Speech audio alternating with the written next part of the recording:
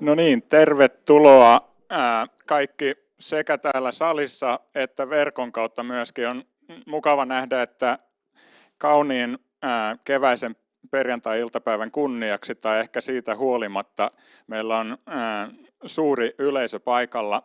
Meillä on ollut tänä päivänä koko päivän ilo ja kunnia juhlia meidän kestävän kehityksen tutkimusryhmän 30-vuotisjuhlia, ja tämä seminaari on osa tätä juhlapäivää. Ja täytyy sanoa, niin kuin sanoin jo tuossa aamullakin, niin hattu päästä sille urheudelle, jota Aallossa ja Helsingin kauppakorkeakoulussa sitä ennen on nähty tai näytetty. Kestävä kehitys ei ollut ihan kauppatieteen keskiössä 30 vuotta sitten, ja varmasti vaatinut aika paljon paksua nahkaa myöskin puskea läpi tätä agendaa. Nyt me ollaan vuodessa 2023 ja saadaan nauttia hedelmistä, eli siitä, että meillä on erittäin vahvasti etabloitunut asiantuntemus tällä alueella. Siitä kuullaan paljon paremmilta eksperteiltä hetken päästä. Minä kerron tavalliseen tapaan koulun kuulumisia jonkin verran. Eli niin kuin on ollut näissä tilaisuuksissa puhetta jo jonkin aikaa, me ollaan oltu kasvu-uralla oikeastaan vuodesta 2019 lähtien, ollaan saatu jonkin verran siihen valtiovallan porkkanaa myöskin, ja me ollaan tavallaan lähdetty kansallisiin talkoisiin, jossa nostetaan korkeasti koulutettujen prosenttiosuutta suomalaisesta väestöstä. Kasvukäyrä on siinä vaiheessa, että me ollaan tällä hetkellä kasvettu suurin piirtein se, mitä kasvetaan. Meidän kandiohjelmiin mukaan lukien Mikkelin kansainvälisen liiketoiminnan ohjelma otetaan sisään 585 opiskelijaa vuosittain. Ja se on meidän nykyisillä resursseilla oikeastaan se, mitä me pystytään kantamaan ja tuottamaan laadukasta opetusta. Eli näillä mennään eteenpäin.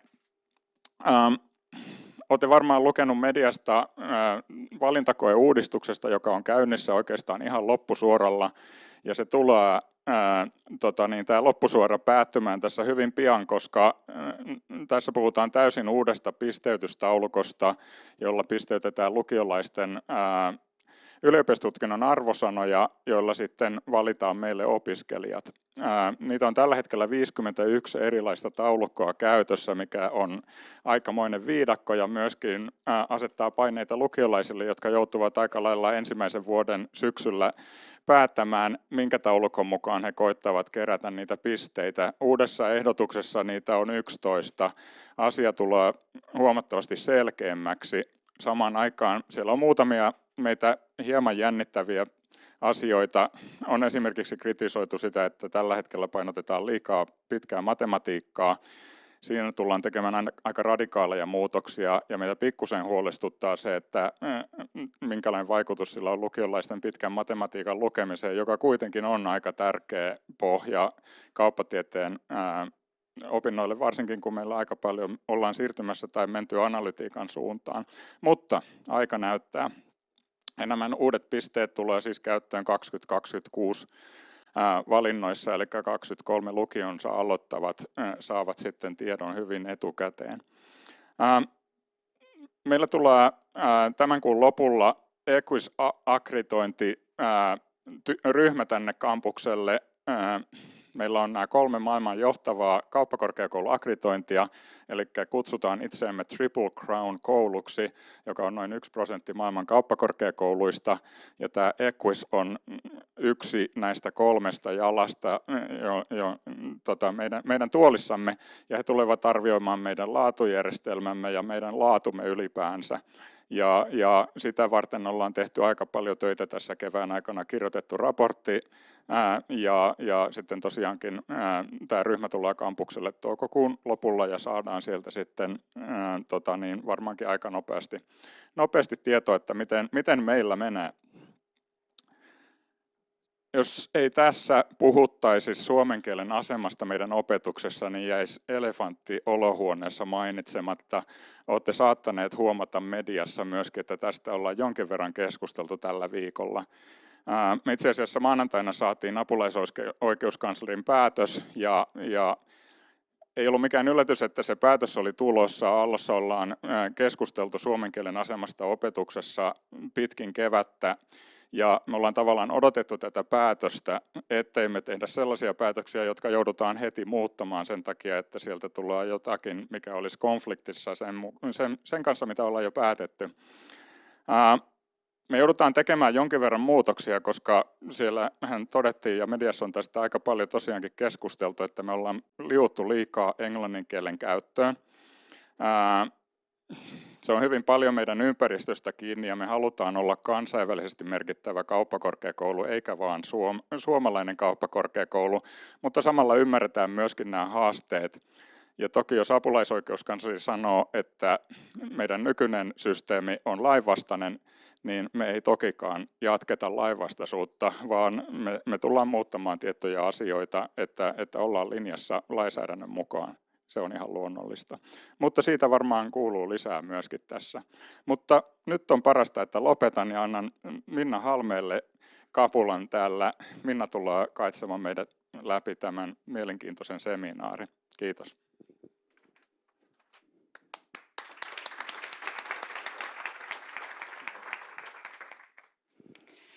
Kiitos Timo ja tervetuloa koko yleisö omasta puolestani sekä täällä salissa että siellä linjoilla. Ihan mahtavaa, että ollaan saatu tällainen tilaisuus aikaiseksi ja niin kuin tuossa jo aiemmin kuulitte, niin tämä on tosiaankin sen kunniaksi, että meidän Sustainability in Business eli vastuullisen liiketoiminnan tutkimusryhmä tänä vuonna tulee 30-vuotiaaksi. Me ei nyt niin hirveästi siitä tutkimusryhmästä tässä salissa tänään puhuta, mutta tavallaan se antaa meille vähän kontekstia.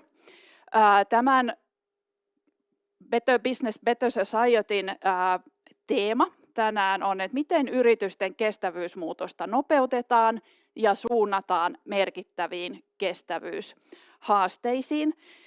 Mä selitän kohta, alustan pikkusen tätä teemaa, miksi on tällainen valittu. Mulla on suuri ilo ja kunnia olla superpanelistien kanssa tekemisissä. Eli meillä on S-ryhmän vastuullisuusjohtaja Niina Elomaa. Sitten meillä on europarlamentarikko Sirpa Pietikäinen. Sitten meillä on Suomen WWF:n toiminnanjohtaja, pääsihteeri Liisa Roveder. Sitten meillä on Amsterdamin yliopiston kauppakorkeakoulun kestävän liiketoiminnan professori ja laitoksen johtaja Arno Kourula. Ja sitten meillä on Creative Sustainability-maisteriohjelman upea alumnimme Otso Sillanauke, joka työskentelee Demos Helsingissä ja on myös tämmöisen nollahukka, sanoisin kansanliikkeen perustaja jo useampia vuosia sitten aloittanut moisen. Mutta nyt mä tosiaan alustan pikkusen sitä, että miksi juuri tämä teema.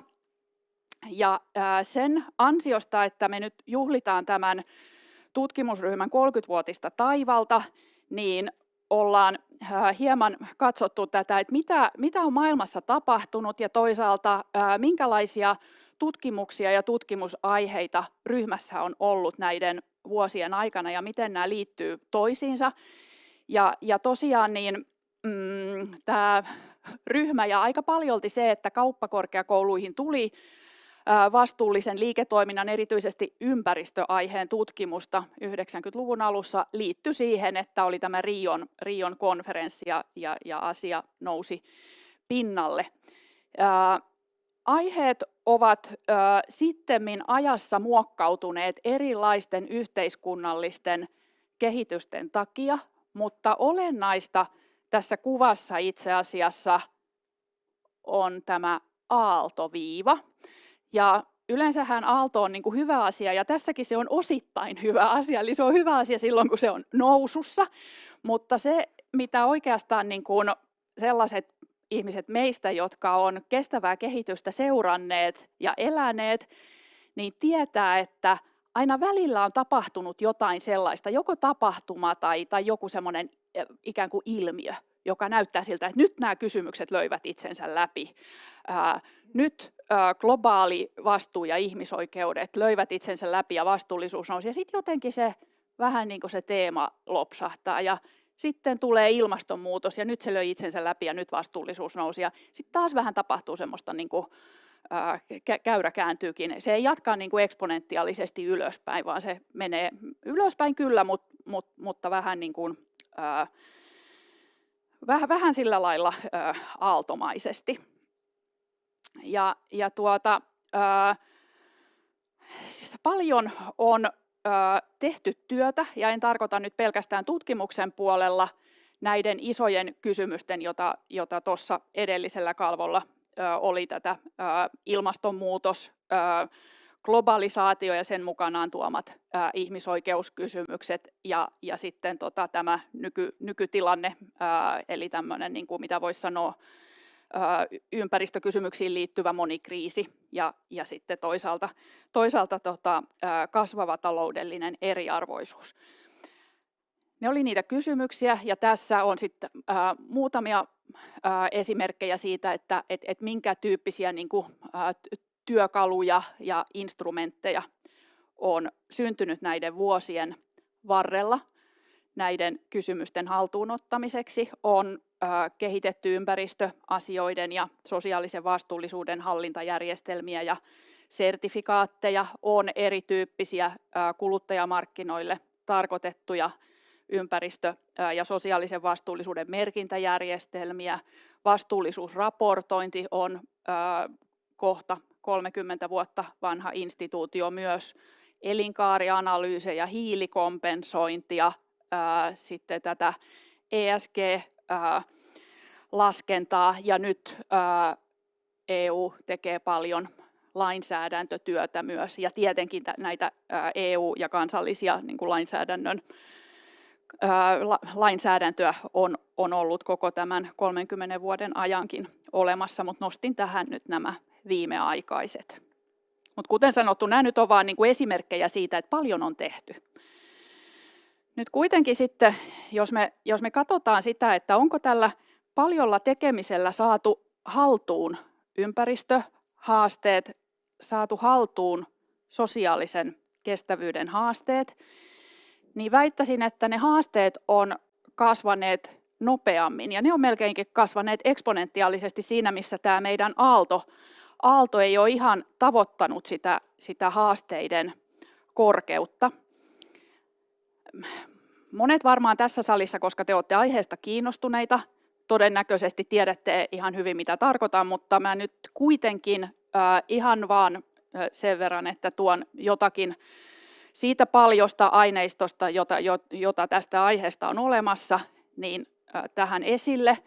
Toinen puoli on tämä ekologinen kestävyys, eli maapallon elinkelpoisuus on uhattuna. Täältä jos nostan jotain tiettyjä kysymyksiä, niin ilmastonmuutos, kuten sanottu, se on jo ihan legitiimi kysymys meidän maassamme, Euroopassa ja muutamissa muissa paikoissa. Biodiversiteettikysymys, eli tämä elin- ja eliölajien ja luonnon monimuotoisuuden kysymys on nouseva kysymys, ja siinä käyrät ei myöskään osoita hyvään suuntaan. Makea vesi vähenee maailmassa koko ajan. Jotkut teistä ehkä muistaa, että se oli esimerkiksi viime kesänä jo monien Euroopan maidenkin iso kysymys, että joet kuivuivat. Ja näin on todennäköisesti käymässä tänä vuonnakin. Ja monissa lämpimämmissä maailman maissa tilanne on jo varsin hälyttävä. Hyvä tarina on se, että otsonikerroksen oheneminen on pystytty ottamaan haltuun. No sitten on tämä toinen, tämä sosiaalisen puolen iso haaste on vaurauden polarisaatio, joka lisääntyy koko ajan toisaalta maiden välillä ja toisaalta maiden sisällä. Eli rikkain 1% omistaa noin puolet maailman varallisuudesta nykyisellään ja köyhin puolikas omistaa hiukan yli 1% maailman varallisuudesta. Tässä oli lyhyt alustus sille, että miksi keskustelemme tänään tästä teemasta, eli siitä, että miten saadaan näitä kestävyyshaasteita paremmin taklattua. Ja erityisesti kun me nyt ollaan kauppakorkeakoulussa, niin katsomme tätä teemaa yritysten näkökulmasta, että miten me voidaan nopeuttaa yritysten kestävyysmuutosta ja miten voidaan suunnata sitä muutosta merkittäviin kestävyyden haasteisiin. Ja tämä kysymys tosiaankaan ei tarkoita sitä, että mitään ei tehdä tai että nyt tehdään koko ajan jotain väärää, vaan tämä tarkoittaa nimenomaan sitä, että miten nopeutetaan ja miten suunnataan vielä paremmin. Ja meillä on tässä tosiaan muutama eri tarkentava kysymys, jotka panelistit on nämä saaneet etukäteen lähinnä sellaisella mielellä, että food for thought, eli ei tarvitse vastata niin kuin just tarkasti jokaiseen kysymykseen, mitä he eivät varmaan ihan teekään, mutta näiltä linjoilta pohditaan, eli että mitä pitäisi muuttaa, miten niistä kestävyystoimista saadaan vaikuttavimpia, miten sitä muutosta nopeutetaan siten, että maapallo säilyy elinkelpoisena myös nuorille, vaikka niillekin opiskelijoille, jotka täällä nyt meillä opiskelevat. Ja sitten vähän mietitään vielä sitäkin, että kenelle vastuu kuuluu. Ja edetään tässä sillä tavalla, että otetaan panelisti kerrallaan tänne stageille, tulee jännempää sillä lailla tästä meidän seuraavasta tunti 15 minuutista. Ja ensimmäinen panelisteista, jonka mä kutsun tänne eteen, on S-ryhmän vastuullisuusjohtaja Niina Elomaa. Ja Niina pääsee tänne ekana siksi, koska hän edustaa yritysmaailmaa, joka on tässä keskiössä, ja Niinalla ei ole pelkästään S-ryhmän kokemusta, vaan on kokemusta Fazerilta sitä ennen samoista hommista ja muualtakin. Ja nyt Niina saat tästä kapulan, ja siis sanon vielä yleisölle selvennykseksi, että jokainen panelisti on saanut 5 minuuttiin asti aikaa kertoa sitä omaa kannanottoaan tai avaustaan tähän kysymykseen. Ja sitten kun kaikki panelistit ovat täällä edessä, niin sitten me ryhdymme keskustelemaan. Ja näillä puheilla Niina, ole hyvä. Kiitos paljon Minna ja todella kiva olla täällä puhumassa itselle niin rakkaasta aiheesta. Kun sain tämän kutsun ja Minna pyysi sitten jotain miettimään ja pohtimaan, niin mulla nousi ensimmäisenä pintaan tässä slaidilla näkyvä World Economic Forumin globaalit riskit. Ja mä muistan, kun mä näin tämän kuvan nyt ensimmäistä kertaa ja tosiaan kun sitä katsoo ja miettii vähän, että miksi näitä asioita pitää miettiä, ja mitä tämä tarkoittaa niin kuin liiketoiminnan kannalta, niin mulle tuli itselle se ajatus, että tämä kuva kertoo sen, että meidän ei tarvitse pohtia, miksi me tätä teemme, vaan ne kysymykset yrityksille ja bisneksille on se, mitä me tehdään ja miten me tehdään. Ja tuossa Minna nostikin noita keskeisiä teemoja, joita mekin olemme niin kuin S-ryhmässä pohtineet, kun olemme meidän kestävän kehityksen tai vastuullisuuden tekemistä miettineet, että mitkä siellä näitä asioita ajaa. Ja meihinhän kohdistuu yrityksiin myös isoja odotuksia siinä mielessä, että meidän odotetaan myös ratkaisevan näitä asioita. Jos me ajatellaan sitä ilmastonmuutosta tai luonnon monimuotoisuutta tai tätä niin kuin ihmisten eriarvoisuuden tilannetta, mitkä tuossa Minnallakin noissa slaideilla jo näkyi, niin nämä on niitä asioita, mitä mekin pohdimme, kun tätä tematiikkaa mietimme. Mutta nyt mä nostan semmoisen asian esille, joka on kaupalle ihan hirvittävän vaikea. Se on tuo viimeinen asia, eli ylikulutus. Ja tämä on semmoinen haaste, jota me ei päästä tietyllä tavalla karkuun, jos me mietimme näitä globaaleja haasteita. Mutta tämä on aihe, joka ei ole missään nimessä valmis, ja tätä pitäisi oikeasti miettiä.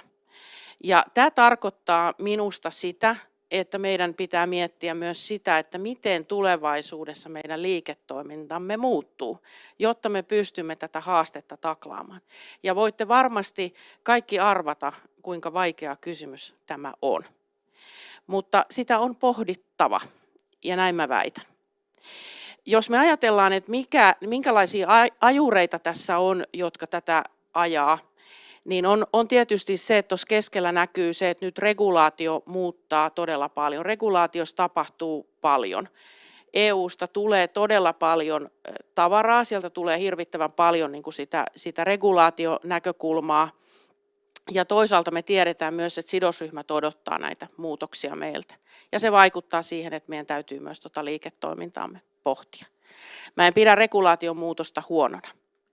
Ja sitten mulla on 3 teesiä, joita mä olen viljellyt. Eli nämä globaalit kestävyyshaasteet todellakin muuttaa sitä toimintaympäristöä. Ne heijastuu talouteen ja se tulee muuttaa liiketoimintaa. Me puhutaan asioista kuten riskistä, kustannuksista, saatavuudesta, tuotteiden tai raaka-aineiden saavutettavuudesta. Ja meidän täytyy miettiä niitä valintoja kestävyyttä edistäviin toimintatapoihin. Ne tulee muuttaa myös toimintamalleja, niitä tapoja, joilla me toimimme. Ja meidän pitää miettiä uusia niitä toimintoja, toimintatapoja, verkostoja, yhteistä kehittämistä ja niin edelleen. Siellä on muutamia mainittu, kuten kiertotalous tai hiiliviljely tai arvoketjuyhteistyö. Ja se tulee muuttaa myös kulutustottumuksia ja se tulee muuttaa meidän liiketoimintaa. Eli tuotteesta palveluksi. Ja sitten me ollaan itse käytetty tämmöistä sapluunaa, että miten me muutetaan sitä, miten me viestitään asioista, miten me voidaan palkita kuluttajia hyvästä tekemistä, miten me valitaan heidän puolestaan.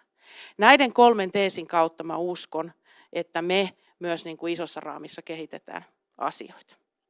Kiitos, tämä oli mun lyhyt puheenvuoroni aiheesta. Kiitos Niina.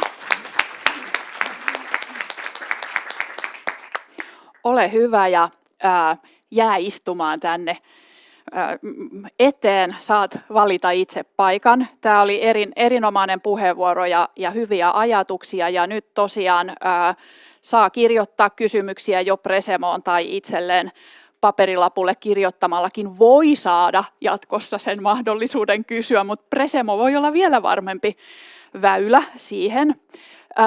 Nyt Niinan jälkeen me otetaan tänne ympäristö- ja yhteiskuntavastuun lainsäädännön uranuurtaja. Sirpa Pietikäinen on mielestäni yksi merkittävimmistä eurooppalaisista henkilöistä, jotka on tätä työtä tehneet jo ihan valtavan pitkään, eli varmaan kohta melkein sen 30 vuotta erilaisissa rooleissa. Ja nyt Sirpa, kerro sinä puolestasi meille, että miltä se näyttää siitä politiikan tekijän ja sääntelyn näkökulmasta, että miten nopeutetaan ja miten suunnataan yritysten tekemistä kestävän kehityksen asioissa. Ole hyvä.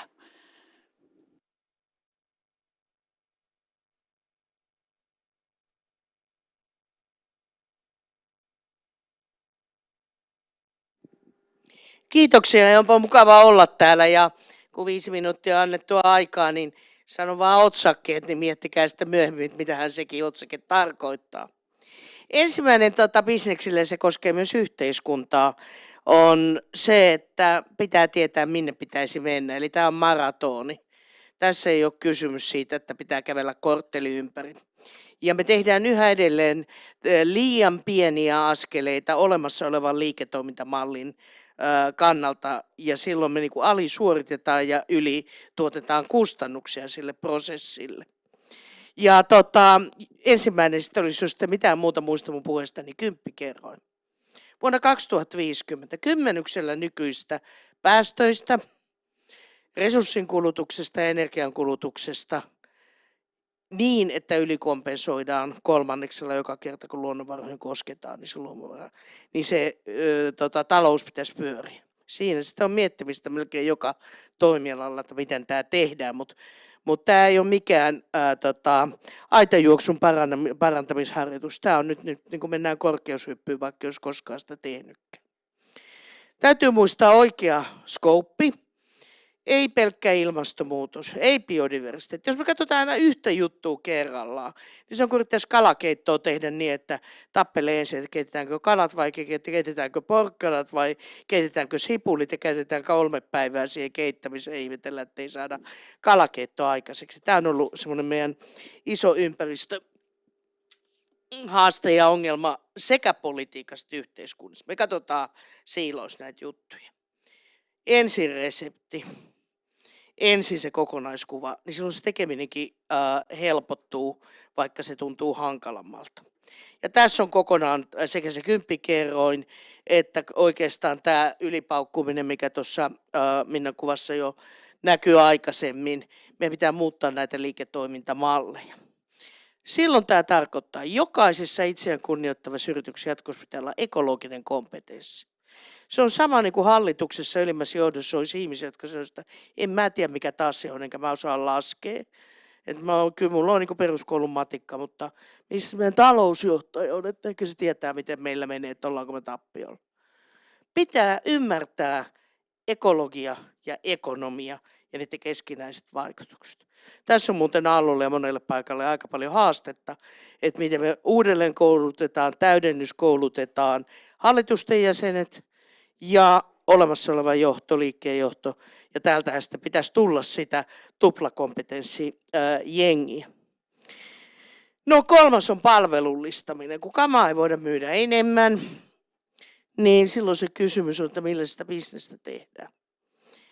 Ja mä oikeastaan tekisin siitä sen ison innovaatiojutun haasteen ja kysymyksen, että mikä kaikki voidaan palvelullistaa. Ja on jotakin jänniä esimerkiksi siitä, että minkä takia ne asunnot pitää omistaa. Ja sinne menee myös vuokra-asuminen. Minkä takia kaikki ostaa sohvarunkoja ja sängyrunkoja ja keittiörunkoja ja muuta. Mitäs jos se isännöinti ja se osakeomistus olisikin siinä firmassa? Ja se, että mulla on oikeus myydä se, mutta se kannattaa mulle se, että se hoidetaan mahdollisimman hyvin ja ekologisesti, koska silloin mun sijoituksen arvo nousee, eikä se tule heti se parveke tai putkiremontti sille osakkeen omistajalle. Eli niin kuin mitä tämä tarkoittaa ihan isoissa valtavirran toimintamalleissa. Siitä on aika mielenkiintoisia, jos tuossa on aikaa, niin esimerkkejä. Uudet arvoketjut ja näissä yhteistyökumppaneissa ja nämä uudet bisnesekosysteemit. Yksittäin myöskään niin kuin bisnekset ei kykene tätä hoitamaan. Me tarvitaan niin, että siinä on koko se arvoketju. Me tarvitaan siihen osaamista. Me tarvitaan myöskin siis se yrityksen toimialan tai sen konseptin muutosta. Sitten ESG-raportointi, millä lainsäädäntönimikkeellä sitten meneekään, on yritystä itseään varten. Ja se on ensimmäinen sija. Siinä ei kerrota muille, mitä me tehdään. Siinä kerrotaan itselle, miten me onnistutaan tässä transitiossa ja mietitään, mikä pitää muuttua, jotta ne luvut on parempia. Ydinliiketoiminnan miettiminen niin, että se antaa toiminta. Asumista on teltta, hotelli, laiva ja vuokra-asuminen ja moni muu. Ja silloin ehkä se asuminen tarve olla jossakin on se ydinliiketoimikieli sitten onkaan. Sitten useat toimijat. Rahoitus mukaan toisella tapaa, elinkaarianalyysit, systeemien kehittäminen. Ja sitten 2 asiaa, vaikka meidän yli on pakko sanoa. Toinen on seuratkaa ensi viikolla iso Beyond the GDP-konferenssi tuolla Euroopan parlamentissa. Täällä puhutaan degrowth, siellä sanotaan vähän vähemmän ärsyttävällä sanalla Beyond the GDP. Meidän pitää opetella uudella tavalla mittaamaan sitä hyötyä, voittoa ja tehoa siinäkin kauppikselle. Ja se viimeinen pointti, joka on tärkein. Lopatkaa nyt hyvät ihmiset ja yritykset, ihmisenä yrityksenä poliitikkoja. Kaikki sanoo mua vassariksi. Minusta on kiva olla täällä Alma Materissa. Enkä mä nyt ole sen enemmän vassari ja sitten tunnen kollegoita opiskeluajoilta, niin on vähintään yhtä vassareita tai viireitä kuin minä. Tai enemmänkin aika moni. Niin miksi vain ne lobbaavat ja huutavat, jotka sanovat ei? Nyt niiden, jotka ymmärtävät, missä mennään ja mitä kello on lyönyt, pitää ryhdistäytyä ja viestittää se politiikalle, koska muuten me ei saada politiikan ja regulaation muutosta. Kiitos.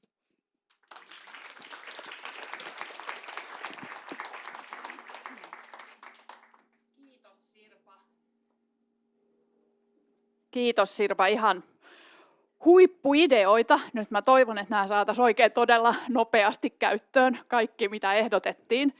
Ja nyt otetaan sitten seuraava tulokulma tähän, eli WWF:n pääsihteeri Liisa Rohweder, ole hyvä ja tule lavalle. Sä oot tehnyt kans pitkän kestävän kehityksen uran, ja tämä kauppakorkeakoulu on myös sinun alma mater, ja WWF:ssä yli 10 vuotta, ja paljon sekä yritysyhteistyötä ja vähän semmoista yritysten puskemistyötäkin, niin minkälaisia reseptin aineksia sä ehdotat tähän muutos- ja nopeuttamiskysymykseen? Ihan aluksi mun täytyy sanoa, että on tosi iso kunnia ja tunnelmallista olla täällä tänään, sillä mä olen tähän Raimo Lovion tutkimusryhmään liittynyt 3 vuotta sen jälkeen, kun se on perustettu. Ja täällä näkyy tuttuja kasvoja sieltä tutkimusryhmän ajalta. On erittäin hieno asia olla täällä sitten tänään puhumassa tästä aiheesta, joka on mulle ollut sydämen asia siitä asti, että Raimo jätti kyllä minun ison aivojäljen ja olen kaikkeni tehnyt Suomen ja maailman luonnon pelastamiseksi sen jälkeen. Tosi hienoa. Mä ajattelin lähestyä tästä vastuun kannalta, kenen on vastuu, ja loistavaa lähteä käsittelemään sitä juuri näiden 2 daamin jälkeen, sillä katson siitä just yritysten kannalta ja sitten myöskin sen politiikan kannalta.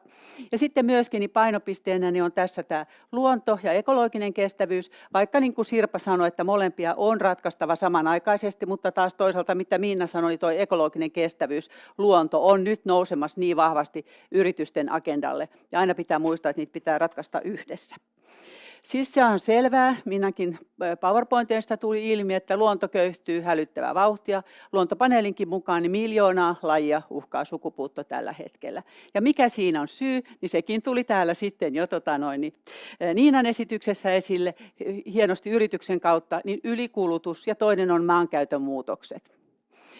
No jos ajatellaan näitä, mä annan muutaman esimerkin nyt esimerkiksi tästä ylikulutuksesta ja maankäytön muutoksesta, niin maapallon käytettävissä olevasta pinta-alasta, niin 75% on ihmisten muokkaamaa.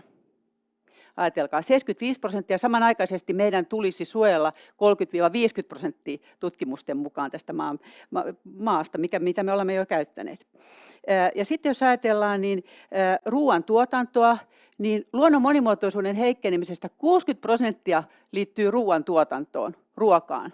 Ja siinä suurimpana tekijänä on eläinperäinen ruoka.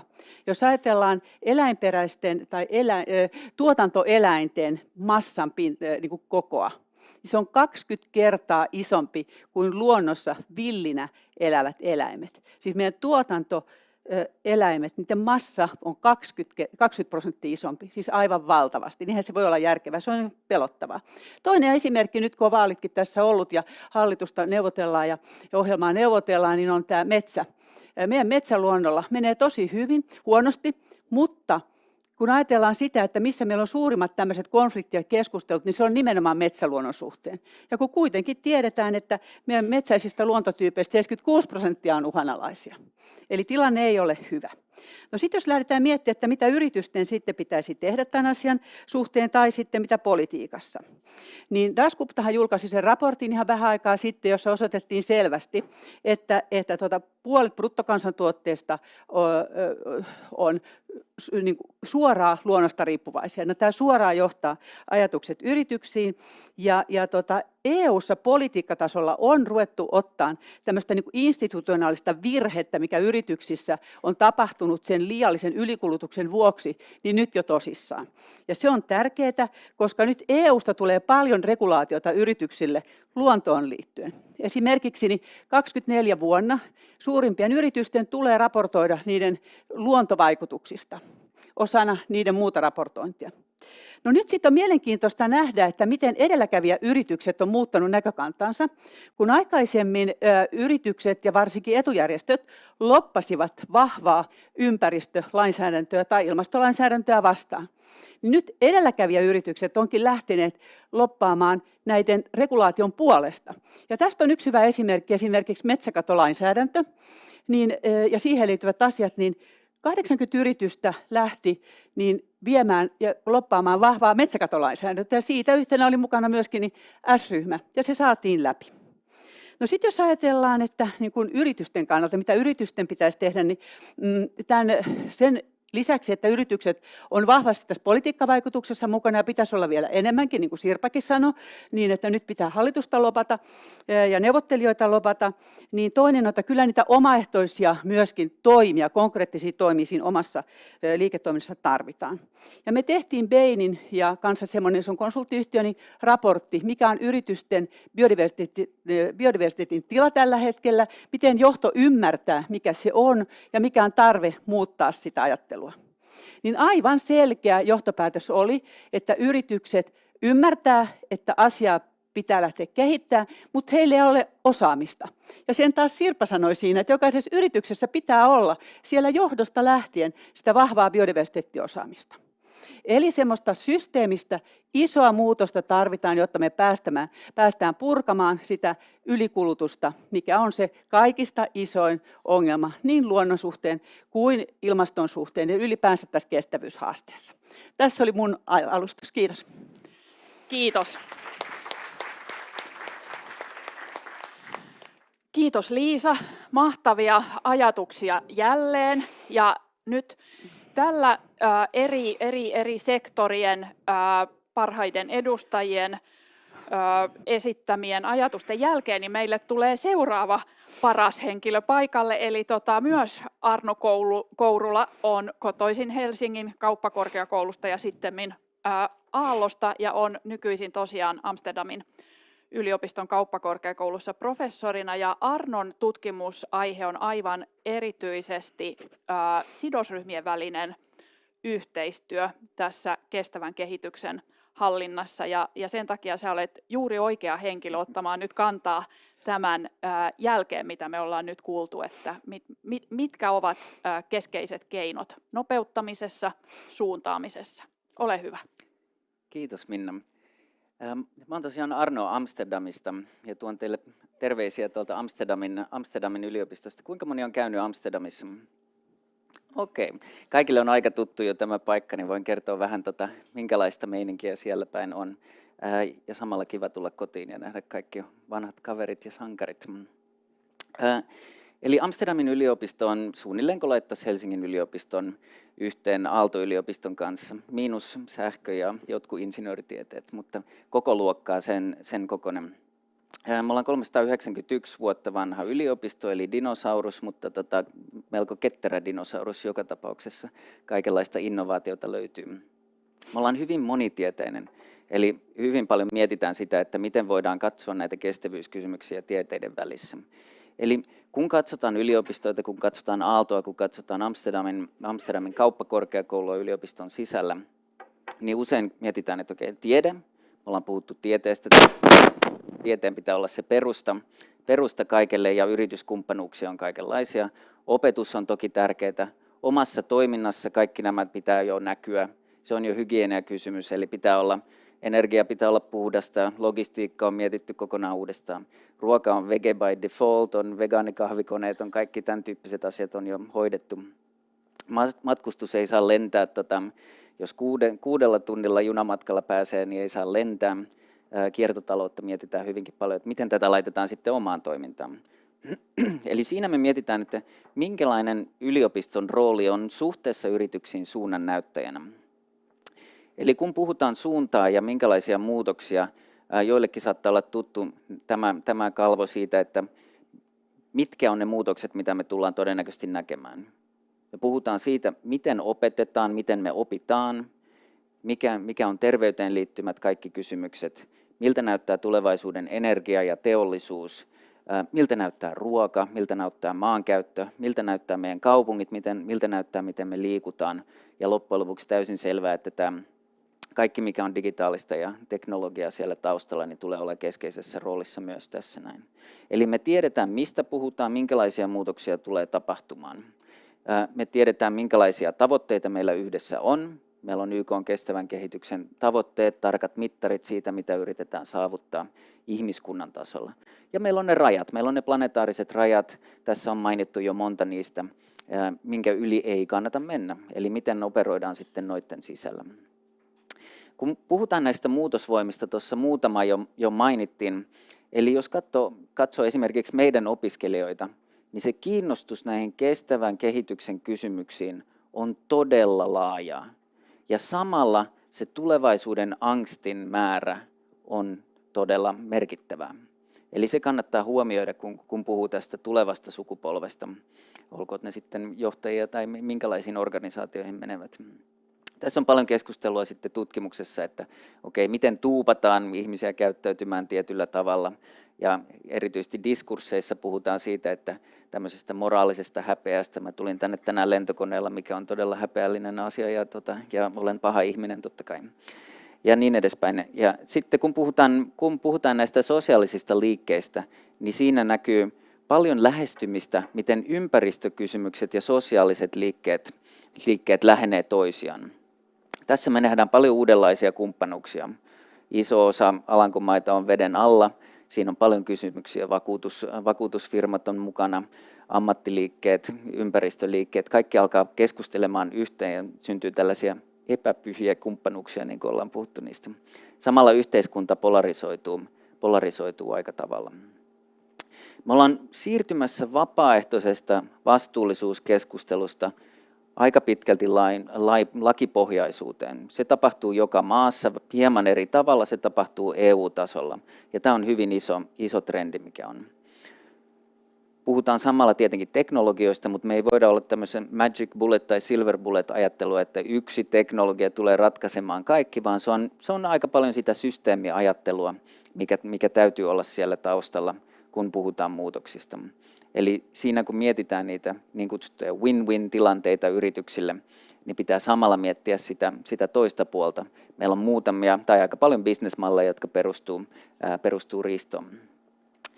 Ja tässä ideologiat kohtaa usein. Meillä on vihreää kasvua, meillä on degrowth, meillä on pakotettu vihreä. Tässä on eräänlaiset uudet ideologiat on toisiaan vastassa. Amsterdamin terveisiä tältä viikolta. Tässä on mitä tapahtui muutama kuukausi sitten. Meidän yliopistossa on kohtuullisen aktiivinen keskustelukulttuuri, niin kuin on jokaisessa yliopistossa Hollannissa. Ja siellä on iso keskustelu siitä, että miten toimitaan fossiiliteollisuuden, fossiilisen energian kanssa. Meillä on tällä hetkellä kielto, ei saa tehdä mitään yhteistyötä fossiilisten yritysten kanssa. Ja meidän Rector Magnificus, vinkkinä Aalto-yliopistolle, pomon nimi pitää olla Rector Magnificus, sitten tulee instant respectia. Eli tällä hetkellä on kielto, että ei saa tehdä, ja meillä on dialogi tästä pystyssä, missä koko ajan on valtaukset päällä. Ensi viikon maanantaina alkaa meidän yliopistojen rakennusten valtaus näillä näkymin. Meidän Rector Magnificus soitti minulle ja sanoi, että voisitko järjestää tästä asiasta dialogin, eli joskus ei kannata vastata puhelimeen. Eli nyt me rakennetaan, usein tässä pitää miettiä sitä, että tuossa oli ideana se, että oli kiertotalouden kysymykset ja sitten tämä kaveria ei jätetä, niin mitä se tarkoittaa se, että no one left behind tässä tapauksessa. Ja samalla kun me mietitään tätä, niin käydään tätä dialogia kaikkien eri tahojen, mikä ei ole kaksi vastakkainasettelua, vaan on hyvin nuansseja, argumentteja tästä aiheesta, niin samalla me mietitään sitä, että mikä on se yhteinen piste siellä horisontissa, mitä me katsotaan. Ja kun näitä dialogeja käydään näistä kysymyksistä, kaikki on samaa mieltä. Kaikki on samaa mieltä siihen, että minne me ollaan menossa. Mistä me ollaan eri mieltä on se, että miten sinne päästään. Ja siitä voidaan tietenkin keskustella. Kiitos.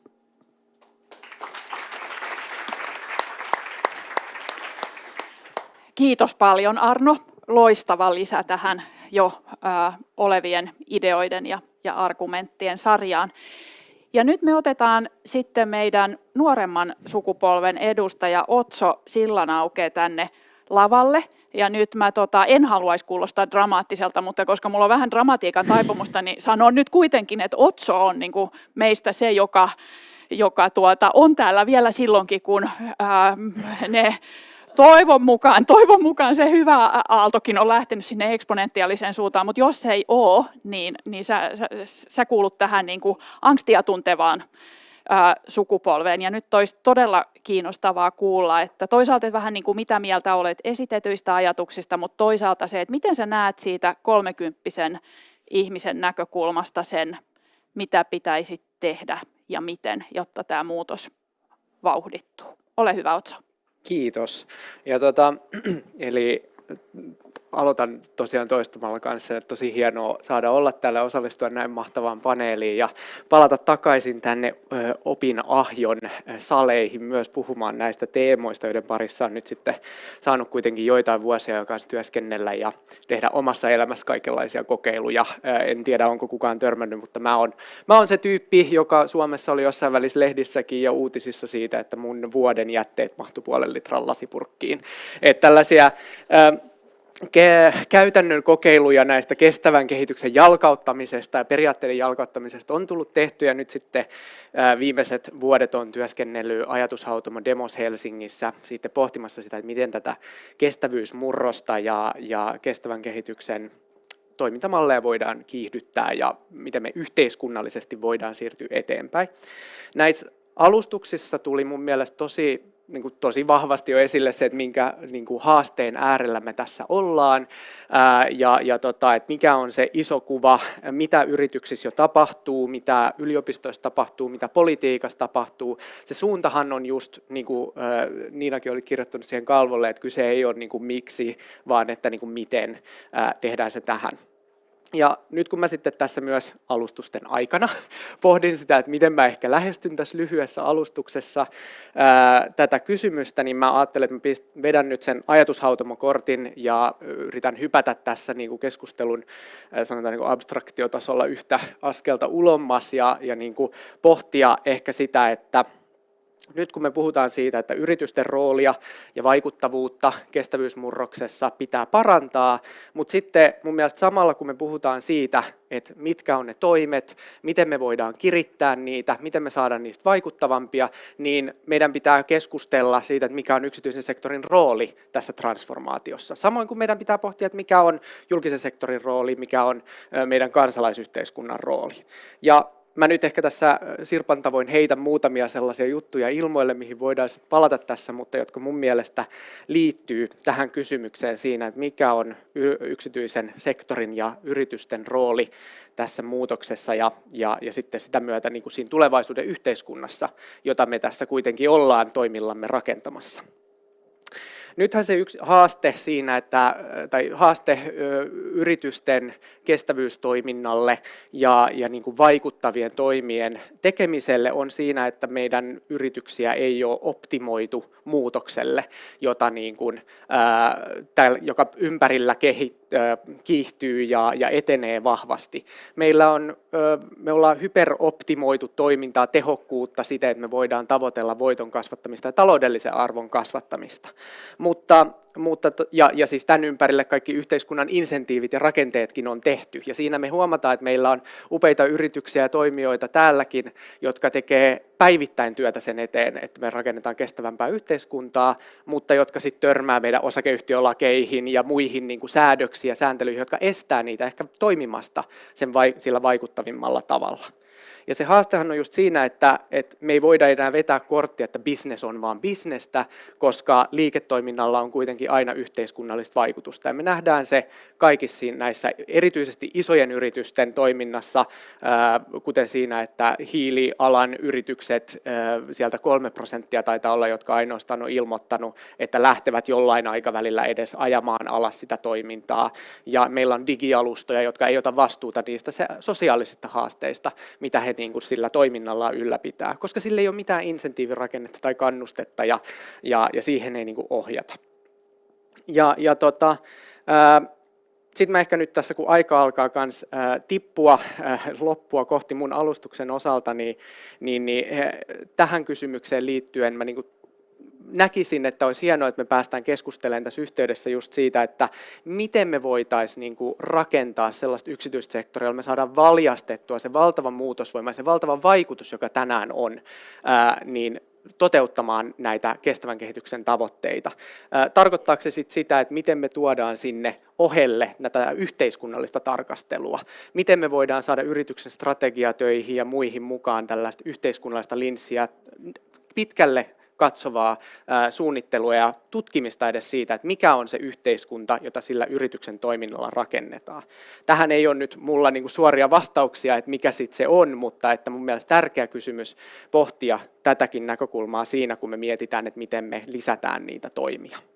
Mutta ehkä mä lopetan tähän ja jatketaan keskustellen sitten. Kiitos.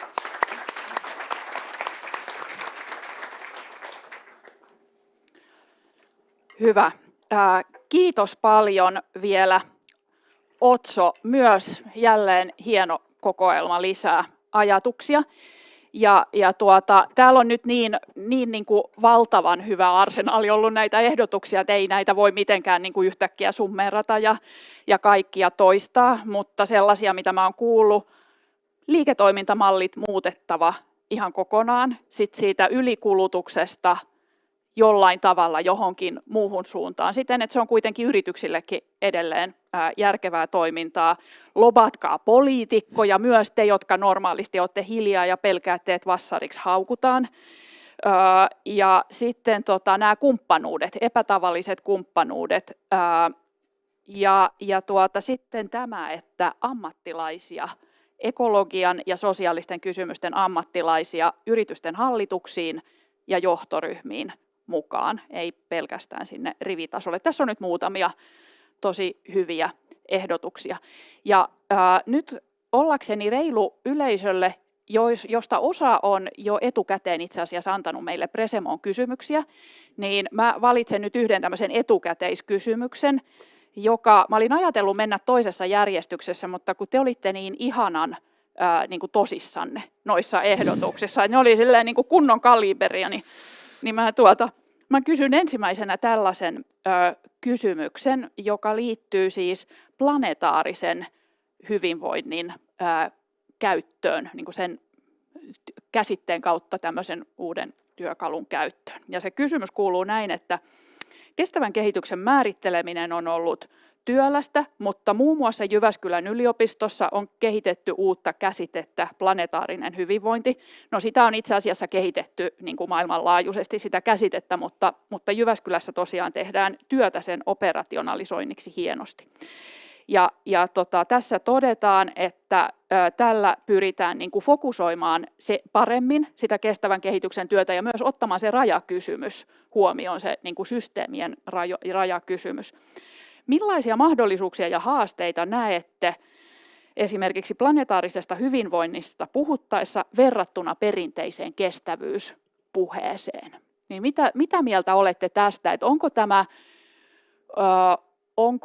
olisiko siitä hyötyä, että toisimme tällaisen uuden käsitteen ja muokkaisimme tai kehittäisimme niin kuin lisää työkaluja sen mukaan, vai onko niin, että ei enää uusia käsitteitä tarvita? Nyt mielellään kannanottoja. Joo, Liisa ekaksi, sitten Sirpa.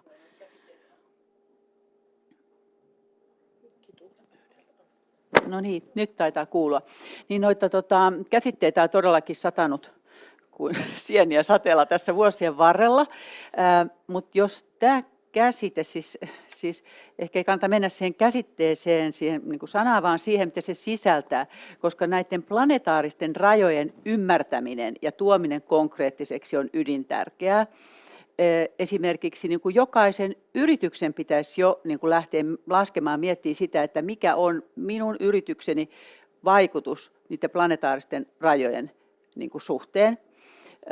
Että sehän on ihan, koska jos näin ei tehdä, niin jokainen yrityskin sahaa sitä oksaa, että millä ne nyt sitten, millä ne ovat. Eli että se on totuus, ja sehän tuo just tämän luonnonvarojen ylikulutuksen sitten myöskin niin kuin keskeisesti esille, että siitä pitäisi uskaltaa puhua selkeästi, koska muuta mahdollisuutta ei ole. Meidän nuorin panelisti täällä joutuu tukaliin olosuhteisiin, että jos nyt me, jotka olemme se sukupolvi, joka on tämän ylikulutuksen aiheuttanut, joka on lähtenyt 70-luvulta liikkeelle, niin emme niin kuin saa tätä asiaa käännettyä, niin huonosti käy. Se on hyvä. Joo, kiitos. Eli Liisa on sitä mieltä, että tämä planetaarisen hyvinvoinnin, ei nyt pelkästään käsite, mutta operationalisointi ja se rajojen tuominen sinne yritystasolle. Meillähän on yksi tämä Carbon Disclosure, Science-Based Targets toimii vähän tämän mukaisesti, mutta liittyen nyt ensisijaisesti sit hiilidioksidipäästöihin. Siitä on tullut myös luonnolle nyt tammikuussa. Hyvä, joo. Mutta se ei ole ihan sama vielä kuin planetaarinen hyvinvointi. Mitä mieltä olet, Sirpa, tästä? Kyllä mä kannatan sitä, ja ihan jo senkin takia, että kestävä kehitys on nyt niin pitkään kulutettu ja vanutettu ja tarkoittaa ihan mitä tahansa eikä enää yhtään mitään. Ja itse asiassa sen eurooppalaisessa keskustelussa on napattu aika paljon.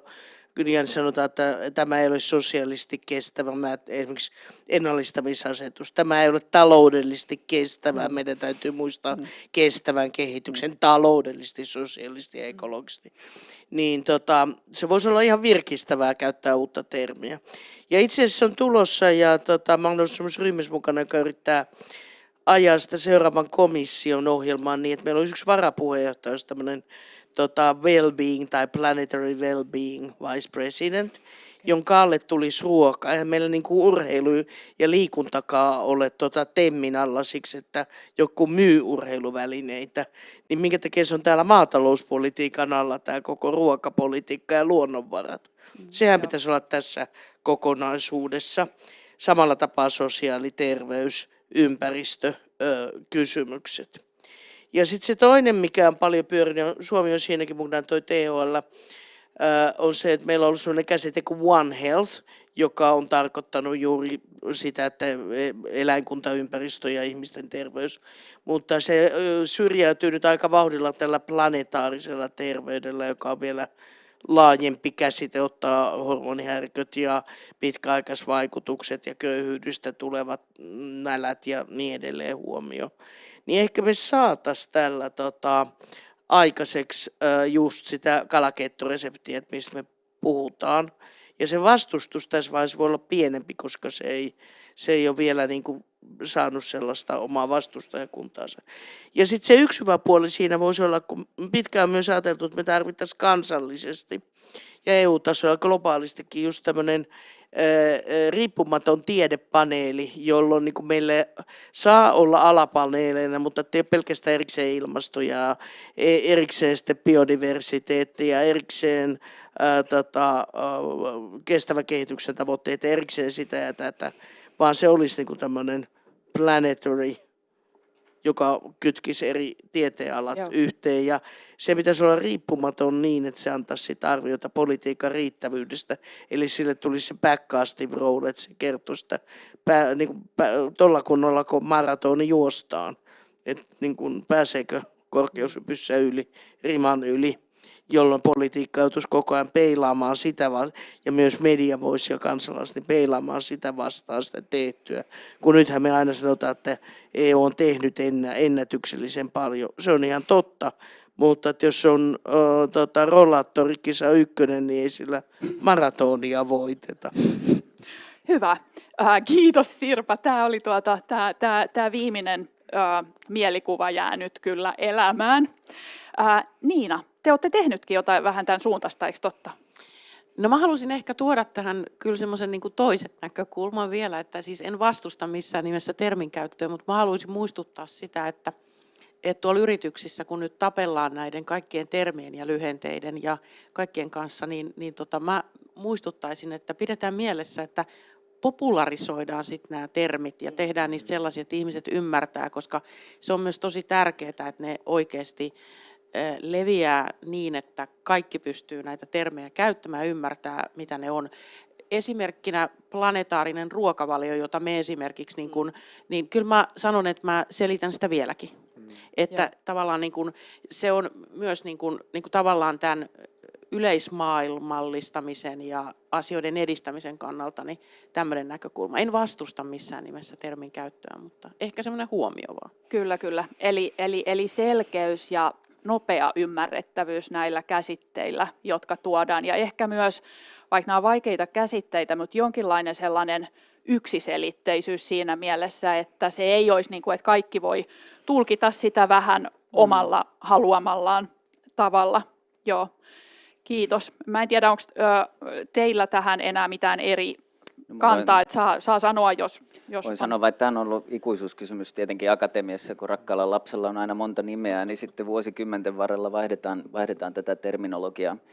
Se ei ole mikään ongelma. Tietenkin aika muuttuu, ajattelutavat muuttuu, se ei ole mikään ongelma, että vaihdetaan näitä, mutta jos ei se tunnu, jotenkin hollantilaiset on hyvin pragmaattista kansaa, niin se pitää jotenkin, mitä se merkitsee minulle, pitää myös miettiä sitä, että, ja tämä termi saattaa olla vähän luontaan työtävä, jos onko se parempi kuin se toinen.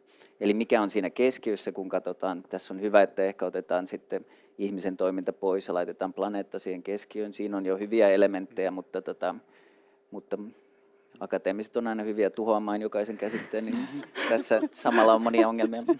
Okei, eli nyt tämän ehdotuksen suosio hiipuu, kun mennään rivissä eteenpäin. Ja onko Otso sulla vielä jotain muuta? No, mä ehkä lisäsin tähän, mä niinku näen aina viehätystä myös tällaisissa uusissa termeissä, koska niissä ne aina kuvastaa jotain muuta tai eri näkökulmasta tai samaa kysymystä tai näin, mutta tässäkin mä jotenkin aina yritän itsekin niin kuin palata siihen, että mikä on sit se tapa, jolla sitä tuodaan eteen ja miten vaikka niin kuin itse haluaa jossain eri yhteyksissä puhua sitä, niin kuin just tämä, mihin Sirpakin viittasit siitä, että sit usein menee siihen, että me nähdään ne niin kuin sosiaalinen, taloudellinen ja ympäristön kestävyys, että niitä on pitkään ajateltu niin 3 vierekkäisenä pilarina, jos sanotaan, että ne on kestävyyden 3 pilaria, samanarvoisia ja niin kuin, että se on sitten tasapainottelua niiden välillä tämä kestävän kehityksen agendan toteuttaminen, mutta sitten kun todellisuushan on se, että meillä on se planeetta ja ekosysteemi, eli meillä on se ympäristö, joka on se pohja, se meidän perusta kaikelle toiminnalle, jonka päällä on sitten se sosiaalinen ja sen päällä tai niin kuin sisällä on sitten tämä sosiaalinen ja taloudellinen, niin jos tämä uusi termi auttaa paremmin kuvastamaan sitä, että tämä on se niin kuin ne rajat, minkä puitteissa niin kuin toimitaan, niin all for it, mutta se on niin kuin keskeinen kysymys ehkä just se, että miten hahmotetaan näiden eri niin kuin ulottuvuuksien suhteet toisiinsa. Kyllä, kiitos kun toit Nyt ton. mä ostin ton. Kiitos kun toit ton esille, koska toit nyt sellaisen tärkeän asian, joka on se, että mehän ei ajatella pelkästään kielellä, ei ainakaan kaikki meistä, vaan me ajatellaan myös jotenkin niin kuin hahmoilla ja visuaalisesti.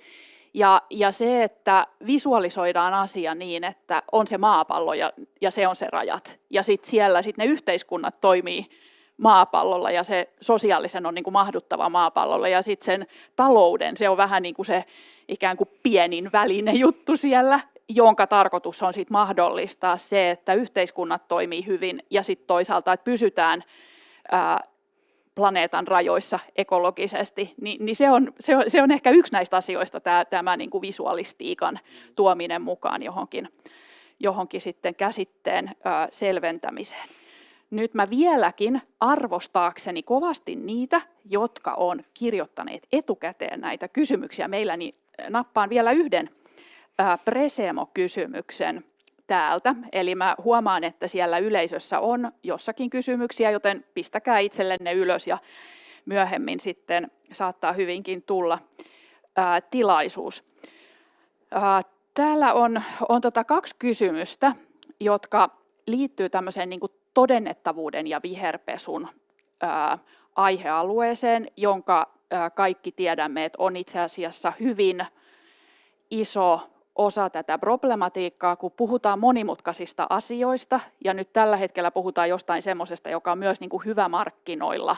Puhutaan nyt sitten B2B tai kuluttajamarkkinoista. Niin Presemo-kysymykset on semmoinen, että miten me pystyttäisiin paremmin varmistamaan yritysten kestävyystoimien läpinäkyvyys ja todennettavuus, koska standardit ei ole täysin ongelmattomia ja toisaalta sitten nämä jalanjälki, kädenjälkiväitteet on toisinaan aika hepposella pohjalla.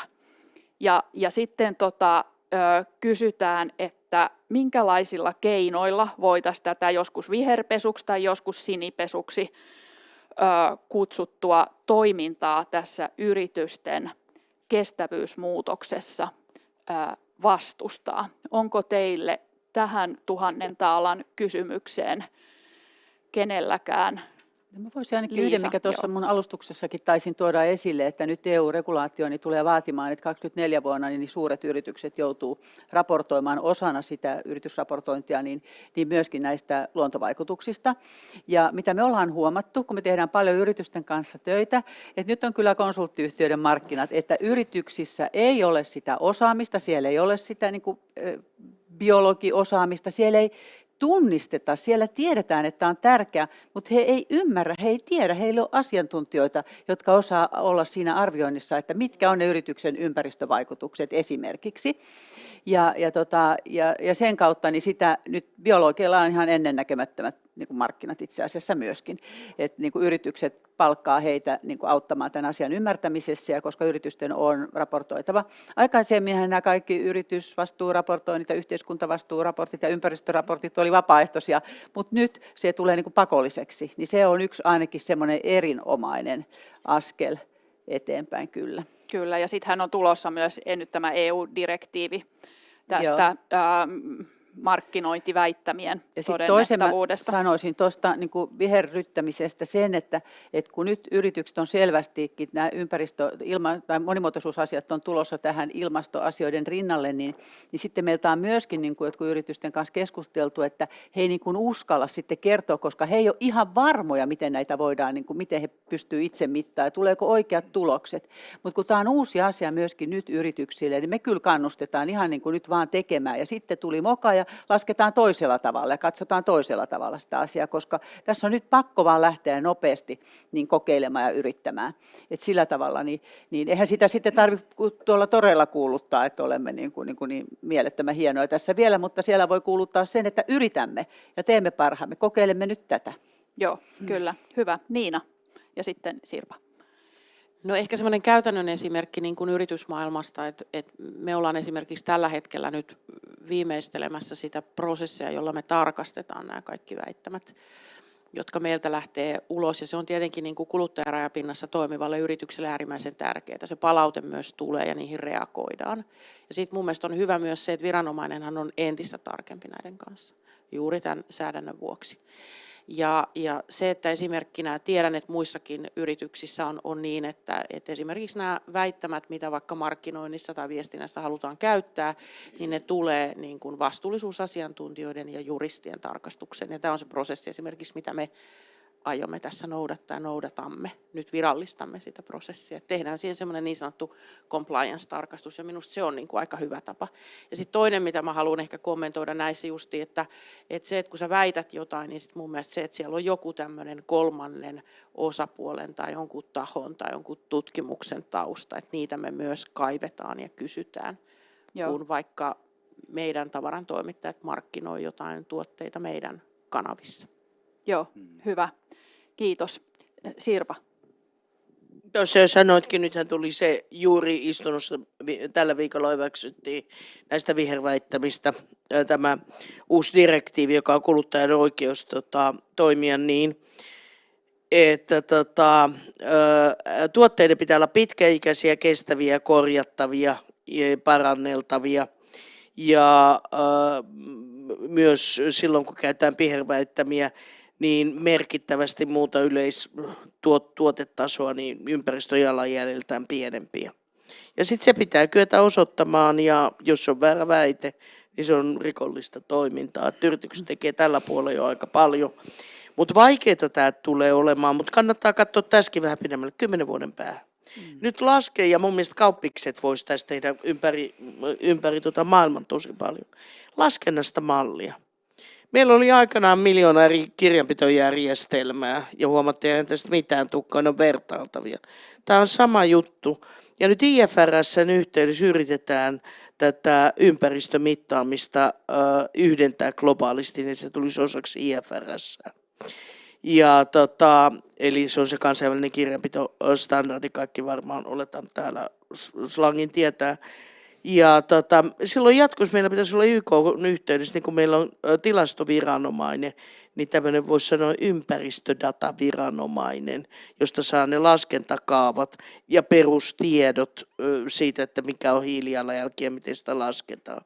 Ja olennaista siinä on se koko elinkaari, ettei pätkästä, vaan S-kauppakin on kyllä niin vihreä kuin ollaan ja osaa, kun laitetaan mittaaminen kaupan ovelle vai pelkästään. Sitä te ette tee, mutta tätä se juuri tarkoittaa, että ne voi silloin, jos toinen kauppa mittaisi ne ja te katsotte ihan oikeasti sinne, mitä tapahtuu lapsityövoimalle ja kaakaolle, niin se jalanjälki saattaakin näyttää ihan toisenlaiselle. Ja tämän mallintamista tarvittaisiin nyt tosi paljon, että me saadaan se yhteismitallinen. Ja viimeinen teistä, jotka on kiinnostunut PK-sektorista, tästä pitäisi seuraavaksi tehdä tämä ikään kuin ravintoainetaulukkoversio. Eli tämmöiselle pienyrittäjälle sopivaksi, että ei tarvitse laskea joka parsakaalin kalium- ja proteiinipitoisuutta, vaan sille on tämmöinen proksi, että se on nyt suurin näin, ja siitä voit laskea kaalisalaatin tai annoksen kaloria- ja kaliumpitoisuudet, niin se auttaisi PK-sektoria myös pysyä mukana. Kyllä, joo, Arno, ole hyvä. Joo, mä haluaisin palata tuohon vielä, mikä tuossa oli aikaisemmin, että on se greenwashing ja greenhushing on myös aika kohtuullisen iso trendi, eli greenwashing on viherpesua, tai nykyään puhutaan enemmän sateenkaaripesua, kun on YK on kestävän kehityksen tavoitteet, niin voi pestä monella värillä. Ja sitten, eli siihen tulee sääntelyä, siihen tulee raportointia ja muuta, että sitä voidaan sillä korjata. Mutta samalla tavalla tätä greenhushing, eli yritykset, jotka tekee asioita tosi hyvin, niin mieluummin vanha sanonta, että ruohonkorsi, joka kasvaa muita korkeammalle, leikataan pois, niin sitä kuulee myös todella paljon näissä vastuullisuus- ja sustainability-keskusteluissa, että mieluummin ei sitten kerrota, vaikka tehdään miten hyvin. Joo, kyllä. Pidin, Sirpa, tästä sun ajatuksesta kovasti ja erityisesti ehkä tartun hiukan tähän pienille yrityksille se parsakaali, kukkakaali ja tomaatti ja niin edespäin, että se on tämän verran. Tämä ylipäätään se, että nämä laskelmat jotenkin niin kuin toisinaan tuppaa kompastumaan siihen, että niistä myös tehdään liian monimutkaisia ja että ihan kaikki pitää laskea kovin tarkasti. Et ehkä myös jokin sellainen suunta, jossa niin kuin ei pyritä aivan äärimmäisen tarkkuuteen aivan kaiken osalta, vaan että olisi niin kuin tärkeimmät asiat jotakuinkin oikein ja sitten, että sitä tietoa olisi myös ikään kuin saatavissa keskikokoisille ja pienille yrityksille siten, että siitä ei tarvitse maksaa niin kuin valtavia konsulttipalkkioita siitä laskemisesta. Et nyt on jotenkin semmoinen niin kuin parhaasta tulee hyvän vihollinen tilanne liian usein tämän äärimmäisen tarkan kanssa. Et paremmin, niin kuin, että edes likimääräisiä vastauksia oikeisiin kysymyksiin kuin liian tarkkoja vastauksia epäolennaisiin kysymyksiin. Niin jos sitä taikasauvaa saisi, niin se olisi kyllä hienoa. Nyt Leena Lankoski on seurannut meidän Presemoa. Leena, onko siellä joku hyvä kysymys, jonka haluaisit nostaa? On hyviä kysymyksiä ja mä voisin nostaa täältä semmoisen, joka on oikeastaan yhdistelmä kahdestakin kysymyksestä. Eli täällä on kirjoitettu näin, että on tuotu nyt jo esiin, että ei enää tarvitse miettiä, että miksi tätä tehdään. Ja sitten toisaalta on myös paljon työkaluja ja ratkaisuja, joilla sitä voitaisiin tehdä. Et ongelma on se täytäntöönpano. Eli mikä on se tehokkain tapa, että alkaisi todella tapahtua, että mitä kunkin osapuolen tässä pitäisi tehdä. Ja sitten toisaalta, kun oli aiheena se, että kenellä on vastuu, ja että kun se vastuu ei ole millään osapuolella yksinään, vaan kaikilla on tässä oma roolinsa, firmoilla, lainsäätäjillä, kuluttajilla, niin miten saadaan näiden yhteistyö toimimaan paremmin ja tehokkaammin? Että tarvitaanko siihen joku uusi elin tai foorumi vai riittääkö nykyiset ja kenen pitää ottaa ensimmäinen askel? Hyvä. Miten saadaan yhteistyö toimimaan? Sirpa. Mä en oikeastaan siihen vastaa. Voitte miettiä sitä, koska sitä yhteistyötähän on nyt aika paljon. Et mä viittaan tuohon mun lobbausvastaukseen vaan tältä osin. Mikä se ensimmäinen osa, mun piti vastata siihen, mutta katosin itse matkalle. Se oli se, että mikä on niin kuin tehokkain tapa siihen, että aletaan Juu. todella tehdä. Taas mä teen teille uutta koulutusohjelmaa. Niin samahan se on politiikassakin, mutta erityisesti yrityksissä, niin tämä on johtamishaaste. Ja sen takia lainsäädännössä tämä pitäisi olla director's duties, eli osakeyhtiölaissa ylimmän johdon toimitusjohtajan vastuulla, niin kuin ylä- ja alapäällään vastuulla ja palkallaan ja hallituksen jäsenet. Niinhän ne on se aika rankkaa, kun menette katsoa kirjanpidosta, niin tämä talousvastuu. Niin tämä pitää olla ihan samanlainen, ettei tämä ole niin kuin mitään semmoista kakkosia ja muuta kivaa tekemistä. Ja silloin se pistää kyllä mielemme vetreeksi ja se, että siellä vaaditaan, että siellä pitää olla riittävä ekologinen kompetenssi, niin kuin esimerkiksi talousosaamista vaaditaan.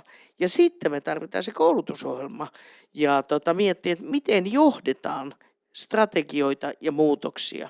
Pitää olla näkemys, missä pitäisi olla ja miten sinne päästään. Ja käsittääkseni tämän opinahjon pitäisi osata kertoa tämä vastaus, ja se pitäisi vaan soveltaa tässäkin, että miten tämä Nyt tässä kohtaa tehdään. mun on ihan pakko sanoa, että mehän tehdään jo kohtalaisen paljon ja meillä on nyt vahvasti myös sitä työtä tekeillä, että ei pelkästään nyt, että on niin kuin omat kestävän kehityksen maisteriohjelmat tai näin edespäin tai omat kurssinsa, vaan tätä integraatiotyötä, että peruskursseille, tavallisille kursseille mukaan sitä kestävän kehityksen vastuullisuuden osaamista ja se etenee vähän eri vauhtia meidän eri oppiaineissa, mutta se on ihan niin kuin meidän yksi strategisista prioriteeteista ja meillä on jopa yksi henkilö siinä niin kuin erityisenä tukihenkilönä, hän on varmaan täällä tänäänkin paikalla, että istuu tuolla nyt näitä vähän heilautti kättä. Saanko ihan Ole pikaisesti hyvä. sanoa? Joo, tämä on hyvä. Mutta mä vielä toista. Eli ihan oikeasti nyt mä ymmärrän sitä sielussani sitä toimitusjohtajaa ja hallitusta, joka seisoo kuin peura ajovaloissa, että ehkä toi EU-rekka ei huomaa mua, jos mä en tehnyt mitään. Ja kun on katsonut monessa yrityksessä, mikä se planetaarinen ruokavalio on? Miten tätä mitataan? Milloin mä tiedän ja mikä ihmeen kestävyys?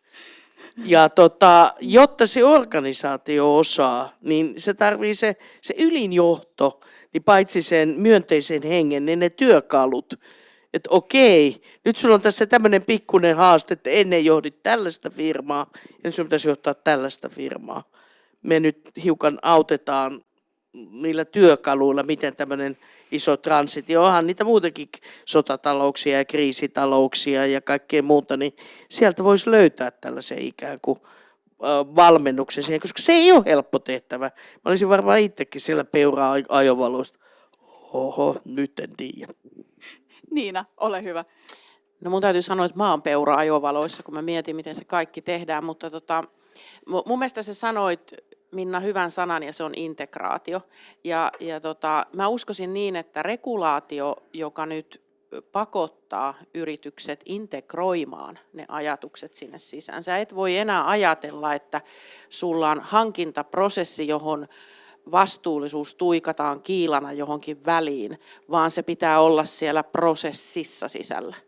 Siitähän vaikka UNGP on lähtenyt liikkeelle ja siitä ajatuksesta, sä et voi ihmisoikeuksia ajatella niin, että teemme jonkun ihmisoikeustoimenpiteen jossakin kohtaa, vaan sä integroit sen sinne prosessiin. Nyt se regulaatio pakottaa vähän tähän suuntaan, että nyt yritysten on pakko integroida. Ja se tulee auttamaan siinä, että ne asiat myös niin kuin tavallaan etenee siellä yrityksissä.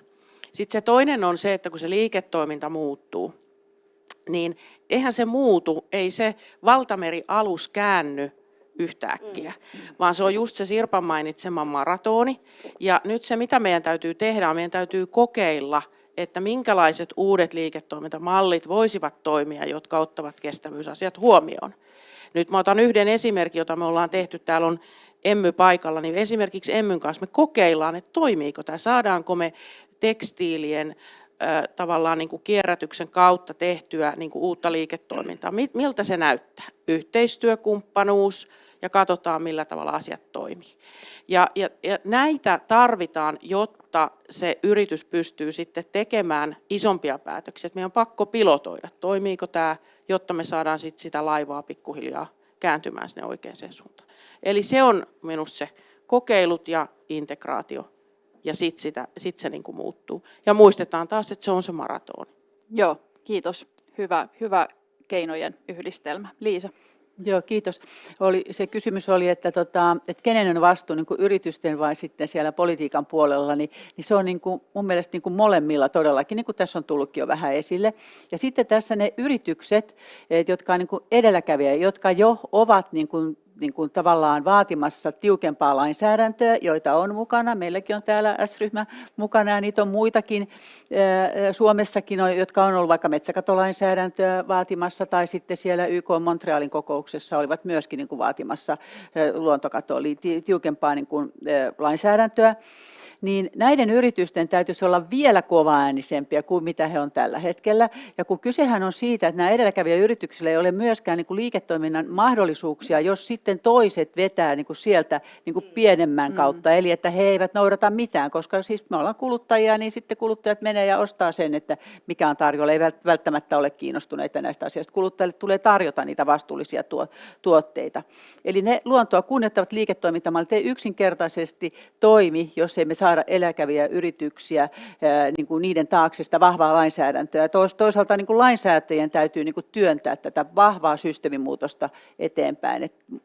Näin yhdessä kumpaankin suuntaan ja Sirpan perään kuuluttamaa niin kuin kovaa ääntä sitten näiltä edelläkävijäyrityksiltä, jolloin näiden muiden on pakko tulla sitten perässä. Joo, hyvä, kiitos. Arno, sulla on tähän kommentti myös. Joo, eli voidaan myös puhua innovaatiosta ja exnovaatiosta, jos on jollekin tuttu tämä käsite. Eli meillä on vähän tapana olla pikkasen tämmöinen innovaatio- tai teknologia-fetissi, että aina tarvii jotain uutta, joku uusi liiketoimintamalli tai uusi keksintö, millä sitten ratkaistaan ongelmia. Ja sitten aina vanhat ja huonot keksinnöt kuolee pois. Me voidaan myös miettiä sitä toisella tavalla, että mitä jos otetaan pois asioita, erityisesti pois esteitä meidän edessä, eli miten me voidaan toimia. Ja kokeillaan. Sitä voi myös kokeilla. Sääntely kuulostaa aina tämmöiseltä top-down-tyyppiseltä ajattelulta, mutta Amsterdamissa esimerkiksi, jos huomattiin, että ruokateollisuudessa kiertotalous oli hyvin vaikea asia, hygienia, hyvin tarkat hygienasäännöt, niin sitten perustettiin tapa, millä ei tarvitse seurata lakia. Voi pyytää lupaa, että ei tarvitse seurata lakia, ja sitten pystyy kokeilemaan, eksperimentoimaan niin sanotusti näillä kiertotaloussa. Välillä joskus se saattaa olla liiankin tiukka se sääntely, että pystyy kokeilemaan asioita. Joo, hyvä vinkki.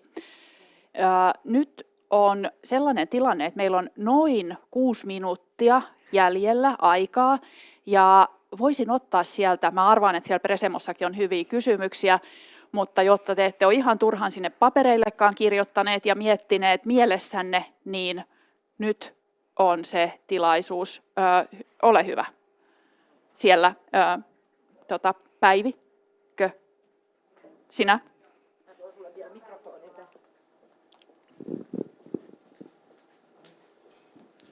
Kiitos. Mä oon Päivi Jukola, arkkitehti ja ollut myös rahoituksen laitoksella vanhassa kauppiksessa Töölössä. Mä olisin kysynyt tarkentavan kysymyksen niistä EU-direktiiveistä, siitä planetary well-being ja sitten se pitkä aikaisuus. Eli onko niissä mukana myös rakentamisen sektori? Koska kuten mä aamupäivällä esitin kysymystä rakentamisesta, josta kuitenkin tulee se 40% siitä planetaarisesta tuhosta ja 50% maapallon jätteistä, niin tähän päivään mennessä mä en ole kauheasti kuullut huolta ollenkaan siinä määrin kuin pitäisi olla huoli rakentamisen sektorista. Ja mä vielä tämmöisen kommentin esittäisin, että valitettavasti ymmärtääkseni se viimeisin IPCC:n raportti puhui 3 vuodesta. Eli ei vuodesta 2050, ei vuodesta 2035, jolloin ymmärtääkseni valitettavasti meistä jokainen, joka täällä huoneessa istuu, on sen tuhon edessä, eikä pelkästään vaan ne meidän lapsenlapset. Kiitos. Joo, toi oli varmaan Sirpa sun tontille. Joo, ihan pikaisesti rakentaminen on osana kyllä sitä planetaarisia rajoja, siitä ei ole sääntely. Ne kestävät tuotteet, ne on suoria kuluttajatuotteita, niin rakentaminen ei ole niissä mukana. Mutta kestävästä rakentamisesta on A-ohjelma ja nyt on valmistumassa rakennustuoteasetus ja täälläkin paljon kohuttu rakennusten energiatehokkuusdirektiivi. Ja jos laitat mulle sähköpostia, niin mä laitan niistä linkkiä, ne on pitkä oma tarinansa, niin sitten vaikka suoraan mielellään ja kaikki muutkin, jotka on rakentamista kiinnostuneet. Hyvä. Annetaan Meri Löyttyniemelle seuraavaksi kysymys. Kiitos kaikille panelisteille. Suoraan kysymykseen. Miten te näette, että kauppakorkeakoulun tutkimusta ja koulutusta pitää nyt suunnata, jotta me vastataan näihin haasteisiin? Liisa, otetaan tähän aika sellaiset nopeat, koska tästä on vähän niin kuin jo, että jos on sellaista, mikä vie yli tästä, mitä esimerkiksi Sirpa on jo sanonut. Liisa, Niina, olkaa integroida kestävyys, niin kuin sanoitkin, niin kaikkeen opetukseen ja tutkimukseen ja sinne arkikäytäntöön. Joo. Niina. Ekologia ja ekonomia yhteen. Joo, kiitos. Otso. Jos mä nyt lyhyesti vaan se, että voisi tuoda esille siinä niin kuin selvitystä ja yhdessä pohdintaa siitä, että mitkä on ne erilaiset organisoitumisen mallit, joilla me voidaan toteuttaa näitä tavoitteita, että miten ne oikeasti ne kestävän kehityksen tavoitteet saadaan samalle linjalle siellä yritysten toiminnan tavoitteissa kuin sit se taloudellinen. Että onko se näkökulma se aina, että kestävän kehityksen kehyksessä yritetään nyt maksimoida voittoa vai yritetäänkö me vaikuttaa yhteiskunnallisen transformaation taloudellisen kannattavuuden puitteissa? Et tätä pohdintaa. Hyvä, kiitos. Sitä saa mitä mittaa, eli tämä koko rahoituksen ekologisen jalanjäljen raportoinnin eli laskennallaan tämmöinen huippuyksikkö. Ja sitä ei ole Euroopassa vielä, niin olisi kiva täällä. Selvä. Tästä pistänkin kollegoille sitten viestiä, ja onneksi dekaanikin oli kuulolla. Ja nyt kysynkin dekaanilta, että saadaanko ottaa vielä yksi kysymys? Ilman muuta, sopii hyvin. Okei, Jukka Rintamäki, annatko Timo hänelle? Joo. Moi, mulla oli Niinalle ihan nopea kysymys, että jos sulla on semmoinen olo, että sä oot tavallaan peura-ajovaloissa, niin miten sitten nämä niin kun teidän ei-sustisjohtajat ja sun kokemuksella niin kun muutenkin firman puolesta, niin minkälainen fiilis siellä on, minkälainen ehkä tämmöinen tietoisuus, motivaatio, näin poispäin? Kyllä mä luulen, että me ollaan kaikki vähän siellä ajovaloissa tällä hetkellä, että tavallaan niin kuin miettimässä sitä, että kyllä meillä on hyvä niin kuin drive ja niin kuin halu viedä asioita eteenpäin, mutta kyllä meitä myös niin kuin jännittää vähän se, että mitä meidän pitää tehdä, että siitä se tulee se peura ajovaloissa olo, että me ei tiedetä kaikkea ja se on niin kuin, se tekee siinä sen. Ja sitten kun tulee todella niin kuin tuo regulaatio, mä siis pidän siitä, että se tulee, että musta se on hyvä asia.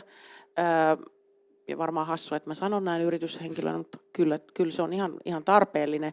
Ja se, että niin kuin se auttaa kyllä siihen. Ja se varmaan, että mikä se epävarmuus, mikä siihen liittyy, niin se on se. Me ei tiedetä vielä niin kuin mitä se kaikkea meiltä tulee vaatii. Me yritetään kauheasti ymmärtää ja se aiheuttaa sen hämmennyksen.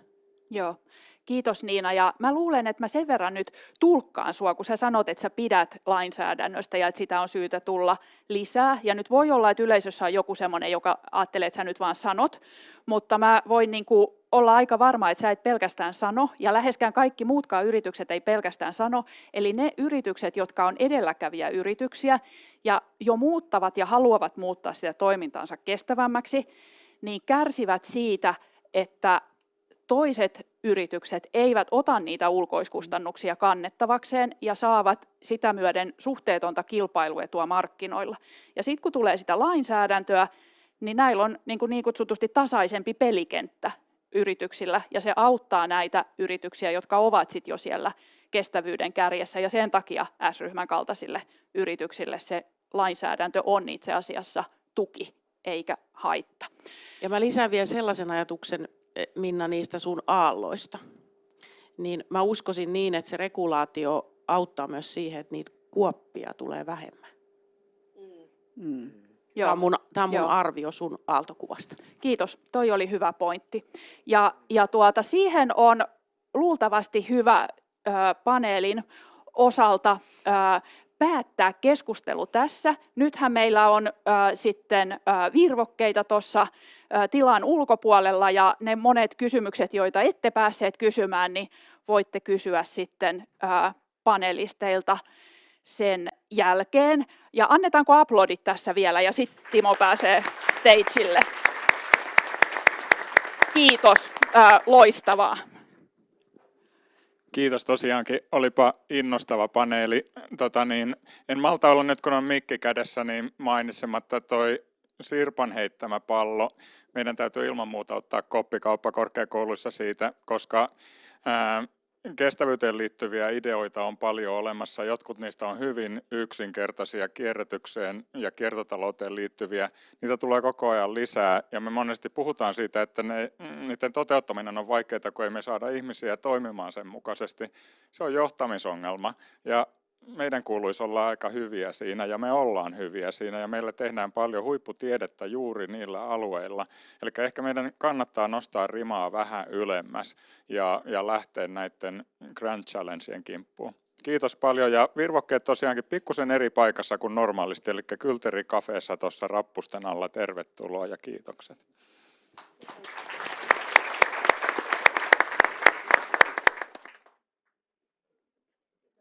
Kiitos.